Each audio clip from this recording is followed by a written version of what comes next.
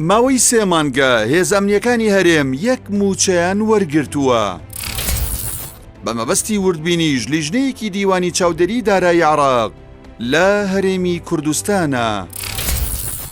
بەپێی زانیاریەکانی پەیام موچەی مانگانەی وەزارەتە ئەمنیەکان زیاتر لە 420 ملیار دینارە و مانگانە 75 ملیار دیناری موچەی فەرمانبەرانی شارستانی وەزارەتی ناوخۆ و بەشێک لە هێزەکانی لەگەڵ لیستی موچەی فەرمانبەران دەنێرێت.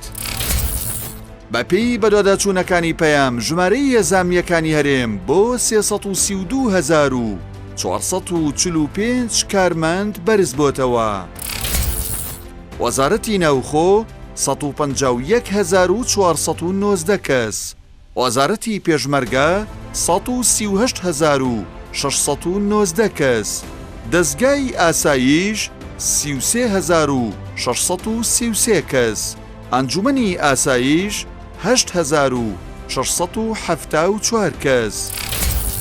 هۆکاری دواکەوتنی موچەی هێزامنیەکان دەسەڵاتدارانی هەرێمی کوردستانن کە درەنگ زانیاری و لیستی موچەی هێزامنیەکان بۆ بەغدا دەنێرن و لیستەکانیش کرچ و کاڵن.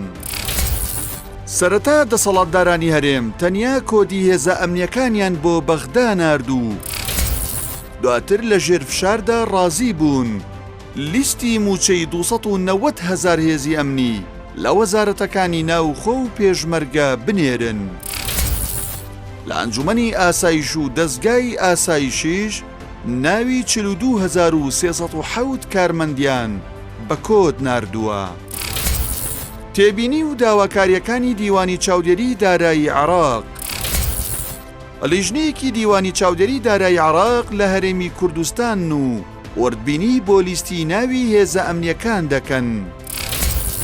لە چەند ڕۆژی ڕابردوودا دیوانی چاودێری دارایی عێراق داوای کردبوو ناوی چواری، کۆد، بایۆمتری و شوێنی دەوام و ناوی سیانی دایکی ئەندامانی هێزە ئەمنیەکان ئامادە بکرێت. پێشتریش دیوانی چاودێری دارایی عێراق لە راپۆرتەکانیدا ئاشکرای کردبوو لیستی وەزارەتی پێشمەرگەی هەرێم لەگەڵ وەزارەتی دارایی هەرێم 23,000 کەس جیاوازی هەیە. یەکێکی دیکە لە تێبینیەکانی دیوانی چاودێری دارایی عێراق زیادکردنی زیاتر لە 5,000 کەسە بۆ لیستی هێزە ئەمنیەکان لە ماوەی چەند مانگێکدا. چارەنووسی هێزەکانی ڕۆژ و پاک.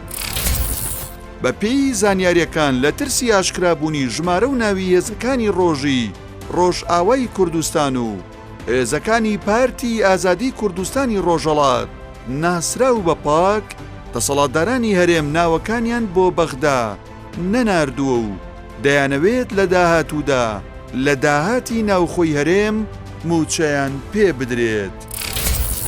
پێدانی داهاتی خەڵکی کوردستان لەلایەن پارتیەوە بۆ هێزەکانی دەرەوەی هەرێم لە کاتێکدایە بە هەزاران دەرچووی زانکۆ و پەیمانگاکان دانەمەزراون و بێکارن. کەی موچەی هێزە ئەمنیەکان چارەسەر دەبێت.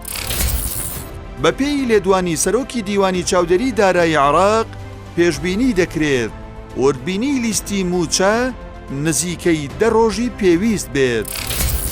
لای خۆشیەوە شۆڕژ ئیسماعیل وەزیری پێشمەرگەی هەرێم ڕایگەیاند ڕەنگە 2 بۆ 3 ڕۆژی داهاتوو کێشەی موچەی هێزە ئەمنیەکان چارەسەر بکرێت.